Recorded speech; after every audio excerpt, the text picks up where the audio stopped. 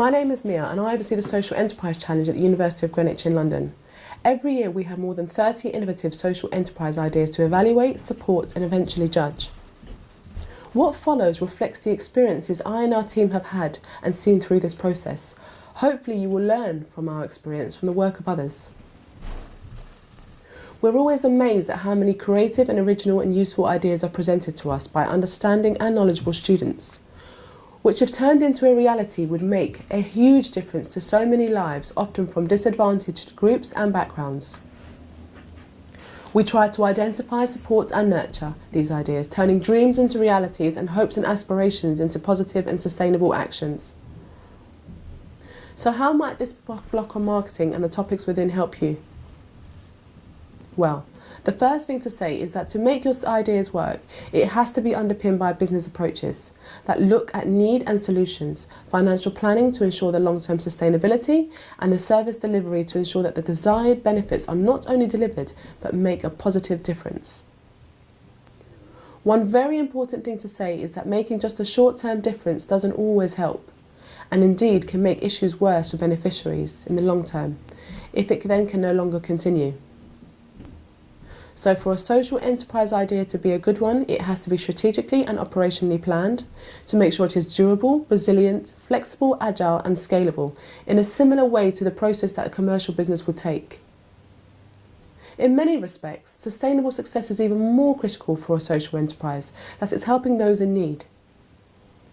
Understanding those you are trying to help is essential, and Block 3 market research will help you to check and test your thinking and awareness in this.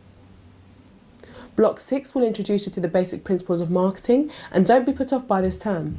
What you will learn is relevant, important and could well be the difference between success or not. You need to understand the individual or groups that you are trying to support and help. As much as you might like to, you cannot help everyone, so you need to focus in and be realistic about who, how many, how you can support to start with. These can be very hard choices. Later, you might be able to find an approach or model that can scale up your operation so that you can help more. But learn to walk before you try to run. Be clear about what your product or service is. What problem does it solve? And what benefits does it bring to its users and beneficiaries? Make sure it doesn't duplicate something already there, and be absolutely clear about the value that you will add.